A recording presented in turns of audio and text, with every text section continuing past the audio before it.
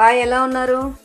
ఈరోజైతే నేను sweet potato and బ్రెడ్తో కలిపి గులాబ్ జామ్ అయితే చేసి చూపిస్తాను. నేను ముందుగా ఏం చేయాలో చెప్తాను. ముందుగా అయితే స్వీట్ పొటాటోస్ మనం ఉడికించుకొని పొట్టు తీసుకొని పక్కన పెట్టుకోవాలి. తర్వాత బ్రెడ్ అయితే నేను ఇక్కడ 4 పీసెస్ అయితే తీసుకున్నాను. సైడ్స్ అన్నీ కట్ చేసి పెట్టుకున్నాను నేను.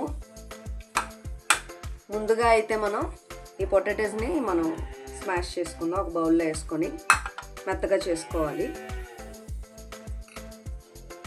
ఇప్పుడైతే ఇది మెత్తగా స్మాష్ చేస్తాం కదా, ఇందులో వచ్చేసి 1 స్పూను మైదా వేసుకుంటున్నాను.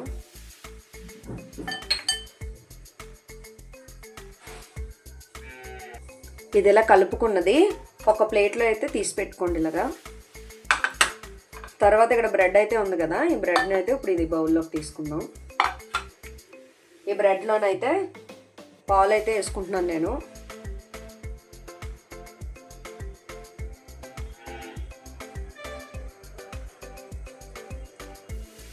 పాలు వేసుకొని మెత్తగా కలుపుకోవాలి.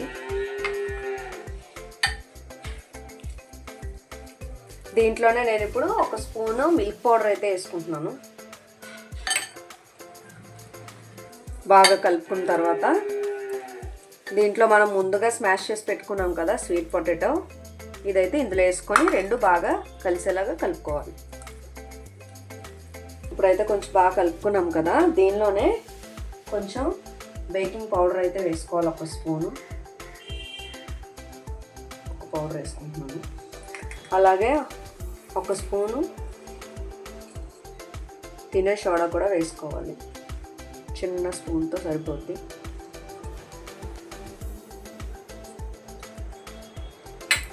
ఇప్పుడు ఇది మళ్ళీ ఒకసారి బాగా కలుపుకుందాం. 1 పించ్ సాల్ట్ కూడా వేసుకున్నాను. దీని మీద కొంచెం నెయ్యి అయితే రాసుకుందాం. ఇలా 5 మినిట్స్ పక్కన పెట్టుకుందాం. ఇప్పుడు ఇది 5 మినిట్స్ అయితే అయిపోయింది కదా, దీన్ని ఇప్పుడు మనం ఉండలు చేసుకుందాం. ఈ లోపు అయితే నేను ఇక్కడ 1 కప్పు పంచదారతో నేను పాకం అయితే రెడీ చేసి పెట్టుకున్నాను. గులాబ్ జామ్ పాకం అందరికీ తెలిసిందే కదా. 1 కప్పు పంచదారకి 1/2 కప్పు వాటర్ వేసుకొని కొంచెం ఇలాచీ పౌడర్ వేసుకొని నేను రెడీ చేసుకున్నాను. ఇప్పుడైతే గులాబ్ జాములు అయితే రెడీ చేద్దాం. చేతికి కొంచెం నెయ్యి రాసుకోవాలి. చిన్న చిన్న ఉండలుగా అయితే చేసుకుందాం. నేనైతే దీని మధ్యలో అయితే కొన్ని డ్రై ఫ్రూట్స్ అయితే పెడుతున్నాను.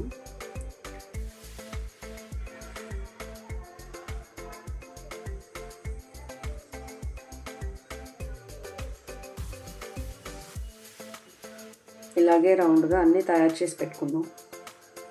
ఇప్పుడైతే గులాబ్ జాములు అన్నీ ఇలా రౌండ్గా చేసి పెట్టుకున్నాను.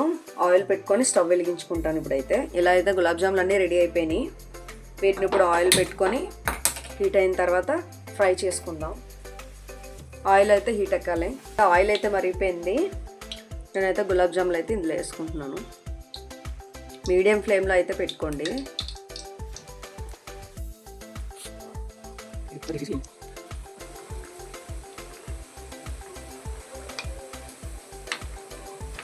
ఇప్పుడు గులాబ్ జాములు అయితే ఫ్రై అయిపోయినాయి. వీటిని అయితే ఇప్పుడు మనం ప్లేట్లోకి అయితే తీసుకుందాం.